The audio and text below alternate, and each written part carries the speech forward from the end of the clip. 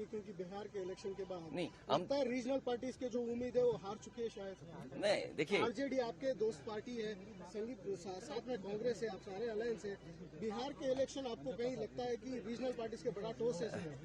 देखिए, चुनाव हार जीत और उसे सीख मिलती है। आप पॉपुलर हो सकते हैं, आपको वोट ज्यादा मिलेगा, लेकिन बीजेपी की जो मशीनरी है, बीजेपी का जो काम करने का तरीका है, बीजेपी जिन इश्यूज को लेकर के ग्रास रूट तक जाते हैं। मान लीजिए उन्होंने अब ये कहना शुरू किया है कि महिलाओं ने बहुत उन्हें वोट दिया है, विमेन वोट ज्यादा मिला है उनको, ये तो बताया जा सकता है, लेकिन आप 10,000 रुपए कब तक देंगे? आप सम्मान का जीवन नहीं देना चाहते हैं। अच्छा, उन महिलाओं को आप 10,000 दे रहे हो जिनके पति परिवार के लोग एक साथ नहीं रह सकते हैं। देखिए, दुख की बात यह है कि बिहार, यूपी वो स्टेट है जहाँ के सबसे ज्यादा लोग बाहर जाते हैं, वो अपने परिवार को छोड़ के जाते हैं। परिवार के साथ परिवार की तरह रहें, उसके लिए सरकार काम नहीं कर रही है। बस 10,000 रुपए दे करके वोट ले लिया, बाद में जैसे और स्टेटों में इन्होंने किया है कि नंबर्स कम कर देना है, बाद में नियम बना देंगे, रूल्स बना देंगे, बाद में पता लगा कि उतनी हमारी माता बहनों को मदद नहीं मिल रही।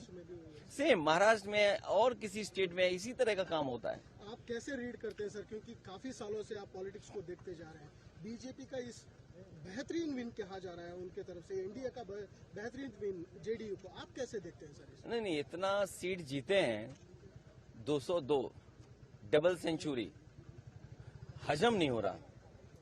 आई am not able to understand कि भाई ये रिजल्ट कैसे, अगर 202 आ सकते हैं तो जिस स्टेट में ज्यादा सीटें हैं, तो अगर 70%, 80% सीटें कोई पॉलिटिकल पार्टी जीत सकती है, तो दूसरी पॉलिटिकल पार्टी भी 90% लोगों के साथ काम करके, 90% लोगों के साथ काम करके मैं समझता हूं उनसे बेहतर परफॉर्म कर सकते हैं। क्योंकि अगर ये बेंचमार्क है तो इस बेंचमार्क को तो क्रॉस करना ही करना है हमें।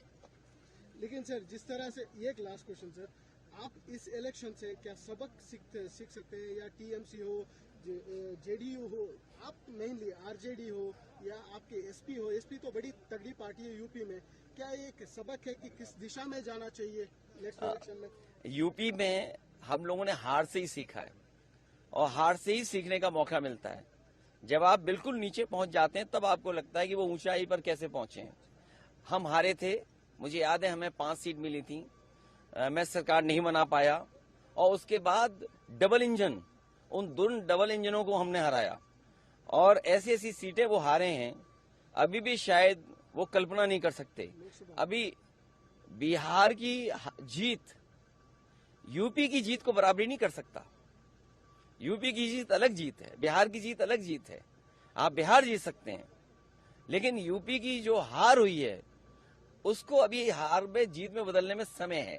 उसके लिए हम लोग तैयार हैं। असेंबली इलेक्शन बहुत दूर नहीं है, उसके लिए हम लोग तैयार हैं।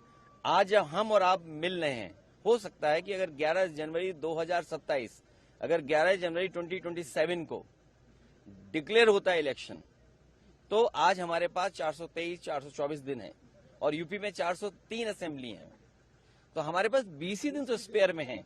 तो 20 ही दिन स्पेयर में, बाकी तो हमें काम ही करना है। सर, बेंगलुरु एक बड़ा उम्मीद लेके आए हैं, कैंपेन आपने शुरू किए हैं, क्या सोच रहे हैं सर? देखिए, ये मैंने